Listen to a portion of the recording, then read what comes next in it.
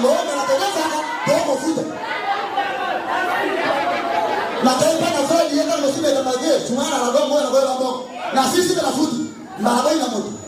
Wao tuaye wanatile leo. Baba na yeye makabela yeye. Bawo kiye basi sana jefe na gola maana tani. Sasa ndio wana bongo na moto. Ozoki kana vegema yele goyo. Edera luzo lugara lile na ndera mabara watu wana luzo.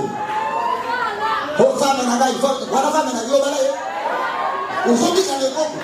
Saki leta wana ni bala wana bala ina tani. Sasa ndio mo frère kaka lelo. Banda ko mungu.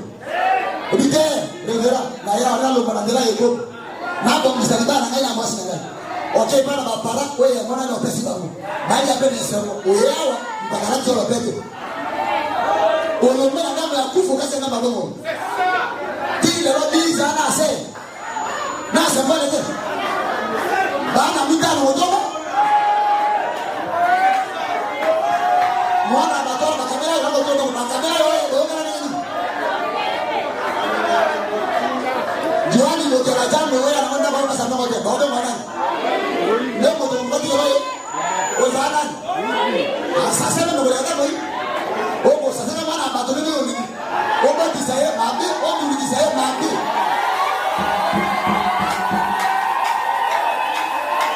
Esa na makazi ndaka lelo.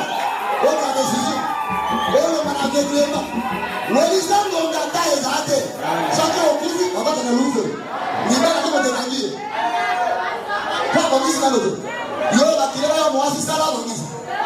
Moto mbakilera yo moto. Bakte ko kilera ngate.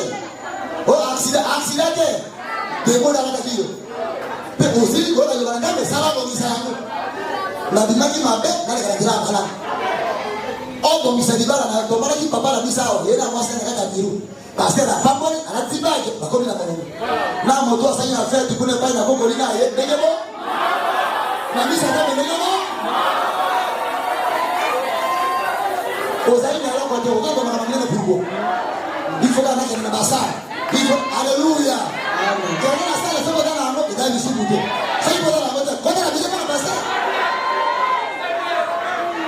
Yo, quand il a déjà passé la commission. On a la soupe, non ça la règle de Dieu. Et Pelé a maintenant. Ba ko bi ka ne ko ma ebi. Lo ka ne ko to e ko bo te ko na ta. Soto za wa na ka lelo, o bo de ka na.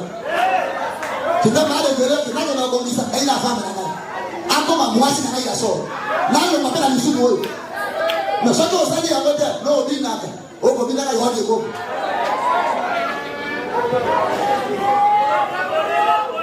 kila hadi il les prenait comme elles étaient. C'était l'amour libre. Comme ce qu'on a aujourd'hui. Autrement dit, à cette époque-là, ils étaient amants. Tout comme ceux qui sont maintenant. Ils faisaient tout ce qu'ils voulaient et prenaient toutes les femmes qu'ils pouvaient. Ok. Jusqu'à 84. Même brochis. Weli sangonga. Tamu da shinde. Tailate. Weli sangonga. 80. Maintenant, souvenez-vous. Ça y est, Kamisa. L'infaillible Jésus-Christ a déclaré que ces choses seraient ainsi aujourd'hui. Et il a dit, quand vous verrez ces choses arriver, alors vous saurez que l'état est proche. À la porte. Alléluia.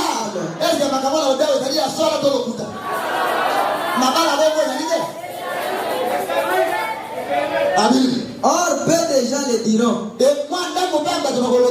Beaucoup de prédicateurs ne pourraient pas dire cela.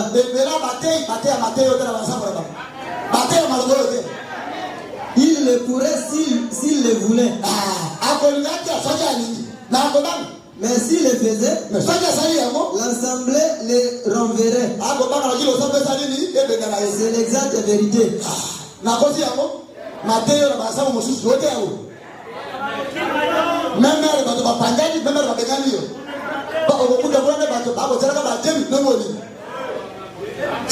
Nzamba libiso libele. Ba jebi na kata losango ça reproche. Zanga Pamela. Mais badaka kata losango ba yeba kana korale mo. Amen. 81. Mais une chose est sûre. Mais likamangani ya solo. Si un homme est appelé de Dieu, Soki moto moka bengami na Nzambe, il s'en tiendra à cette Bible. akotele malikola Biblia oyo. Peu importe ce qu'il doit faire. Eza wenye nini na ko sala. Il faut vous souvenir quelle est la vérité. Akomika lisa bosole ezali wapi? Et la vérité, ou bien elle lit, Ezali solo to pa na kotanga. ou bien elle a franchi. To pe azali kokatisa. Et c'est là exactement ce que Jésus-Christ a dit. Lelo wenye mama ni Yesu alobaki. 82. OK. Les fils de Dieu sont tombés à cause des belles formes et des beaux visages des filles et des Bama hommes. ya Nzambe bazali ko pe likola lolenga ela teria basi ya lelo na bilunge kitoko na bango. Et c'est exactement ce que nous avons aujourd'hui. Leo to ina mo lelo. De nouveau la même chose. 83. OK. Maintenant, comparez ces jours-là. Abi kokanisa na mikolo wana. La multiplication des gens, Ebele ya bato koyikina. les femmes de plus en plus belles, Basi baba koma kitoko monga nyonso. les fils de Dieu qui tombent, Bana ya bate bana mibali ya Nzambe bazali ko kwaya. on se marie et on donne en mariage. Bazali ko bala na ko pesa na bala. Les cas de divorce, Kota ukabona kutu koloba te. on vit dans l'adultère Bako bika na bikombo. et ainsi de suite. Pena oli ezikali. Saye wuti pona susana wa. Saye wuti alobiki. Toi nata yoro kabrana. Kama na mwambi. OK. La chair des femmes, Njoto ya libali. ya basi. Ya basi na chair de femme. Elles sont de chair et de sang. Njoto ya basi ezaba njoto ko ezana makila na misu. Elles ne sont pas des dieux. Bazali to ndanga mbete. À mon avis, Na komona na ngai lokola brana. Que Dieu me pardonne si j'ai tort. Dara masaki bolibisi ya biso ngala libunga na likambo na linalo. Abi boli bisangai. Abi C'est du striptease généralisé. abi na ko bade pona boyiki ya batonos. On ne peut pas vraiment mettre la faute sur l'homme. Toko do libunga wana te. Tota eba na mobali. Te. S'il n'est pas un chrétien, Soki mobali wana azali chrétien te, asambela Nzambe te. s'il venait à tomber, Pe ayi ko paye kai na mwasi. à céder à la tentation, Abi tika paye na komekana na mwasi. au point de faire quelque chose de mal, Ti eme mayasa la ko moko ya mabe. au point qu'il voyait qu'il ne puisse pas se tenir.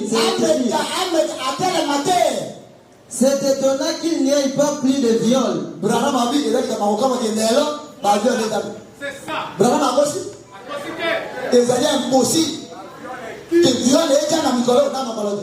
Pourquoi?